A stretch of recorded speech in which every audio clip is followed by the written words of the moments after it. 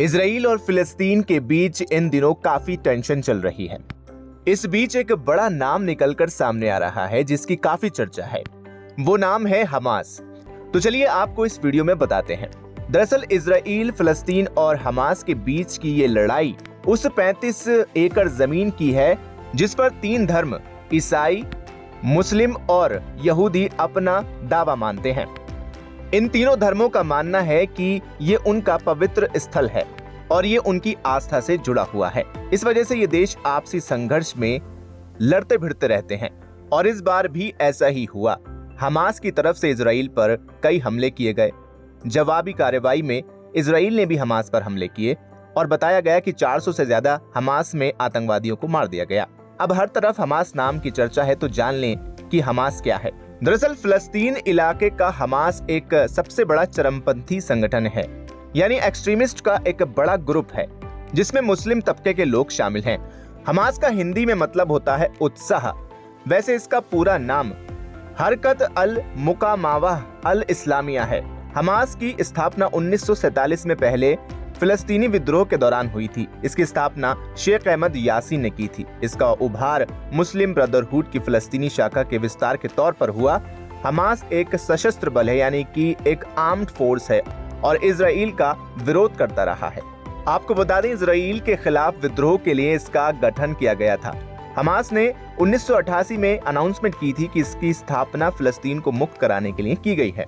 Hamas के गठन का कारण ये भी है कि फिलिस्तीनियों के नेशनल मूवमेंट से इजराइल और बाकी दुनिया पर कोई फर्क नहीं पड़ता दिख रहा था।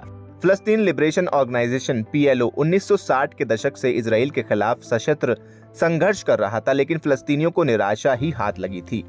PLO ने इजराइल को मान्यता दे दी और उसके वजूद को स्वीकार कर लिया। इस तरह उसने आजाद फिलिस्तीन का अपना लक्ष्य छोड़ दिया। दूसरी बात यह हुई कि उसने सशस्त्र संघर्ष से किनारा कर लिया। उसके सबसे बड़े नेता यासिर अराफात ने शांति और सुलह के जरिए फिलिस्तीनियों के अधिकार हासिल करने की राह चुन ली। निराशा और बदली हुई रणनीति की पृष्ठभूमि में हमास सामने आया। इसने सशस्त्र संघर्ष का नारा दिया। तो चलिए अब जान लेते हैं कि आखिर कौन से देश हैं जो इसे आतंकी संगठन मानते हैं और कौन नहीं।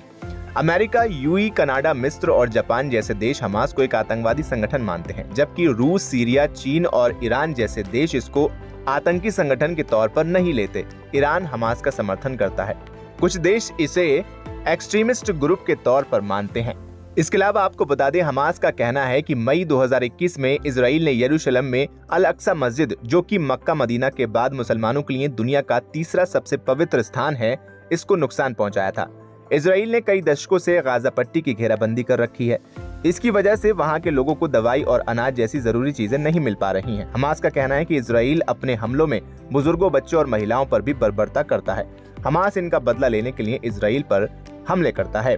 तो चलिए अब आपको ये भी बताते हैं कि आखिर इजराइल में कितने हिंदू और मुसलमान रहते हैं। इजराइल की आबादी लगभग 94 लाख है और इसमें 18% अरब मुस्लिम रहते हैं, यानी कहा जाए तो 17 लाख के करीब मुस्लिम हैं। वहीं यहूदियों की जनसंख्या सबसे ज्यादा यानी 74% है।